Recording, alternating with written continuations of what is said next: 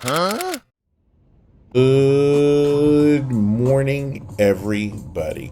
What's going on? It is time for this edition of the Hug Story of the Day, a mini podcast from the man who embraced the world. That's me. Today is Veterans Day, and at the outset, I want to thank all of the veterans for their sacrifice to this country, for our freedoms, for just want to thank you, just say thank you. And I also want to share some of the perspectives and insight that I've gained from veterans throughout my travels. And so we're going to go back to 2011 when I met Leroy in Richland Center, Minnesota. And the thing about Leroy was that, for the bulk of my travels, I always hated stopping, and I hated talking about stopping, but there's some days when I've gotten sick on tours and stuff like that, and I couldn't go anymore, and I had to hitch a ride here and stuff like that. And a lot of times that I felt a degree of shame and stuff about that. But I ran into Leroy, and Leroy was interesting because he was a World War II veteran, and he told me that after the war, he decided to ride a motorcycle across the United States to, as he put it, to see what I fought for. And he said it was an eye-opening experience for him in so many ways, but he said, dude, I really wanted to do what you did. And I was excited because I was like, dude, you wanted to ride a bicycle across the United States? And he's like, man, fuck no, man. He said, I wanted to stop.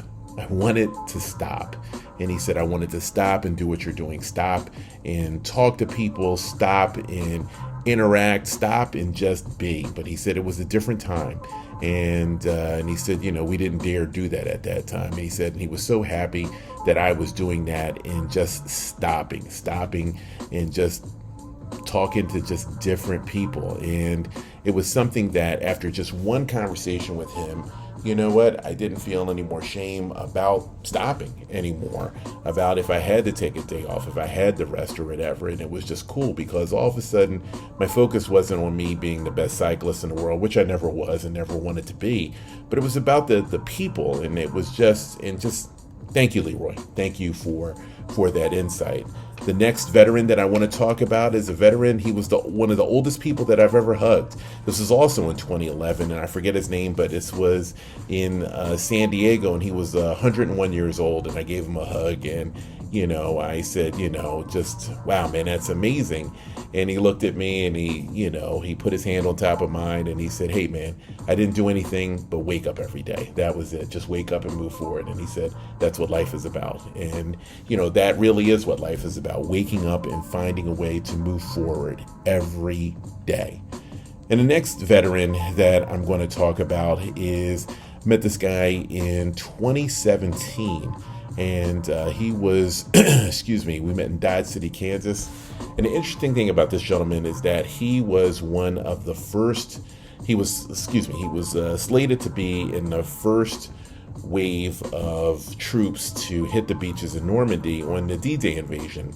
And he said, but hours before the invasion, he was pulled out of ranks, he alone. And he said he didn't think anything of it.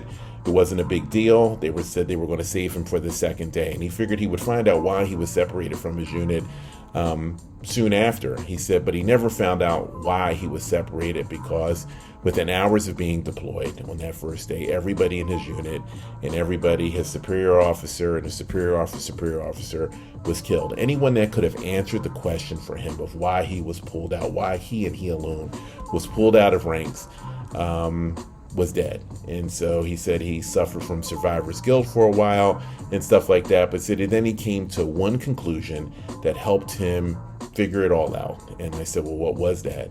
And he said, if you're fortunate to have another day, use it. And he said just changing his outlook on life, he said, is just changed everything. It made him lead a happier life, a happier, more fulfilled life. And it was just beautiful. And the last veteran I'm going to talk about is someone I met during the pandemic, and this is Woody Williams. And Woody Williams is special because Woody Williams was until he passed away recently, the oldest Medal of Honor recipient. He had met every president from Eisenhower to Biden, and he was just a special guy, because this guy was as alert as anything. He was there at Iwo Jima. He was just a special guy. And the thing I liked about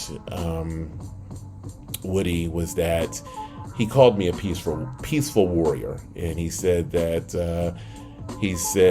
the world needs me and needs what I do. He said, but as a peaceful warrior, he said, you need a mission. And he said, you're taking a big chance, basically, of going out during a pandemic. And he said, I know what you're trying to do. And he said, everything hinges on your smile. And so he told me not to take any more chances on my trip. He said, don't drive when I was tired. Don't drive at night. And he said, your mission is to come back smiling. He said, just come back smiling. He said, don't get sick, don't get hurt.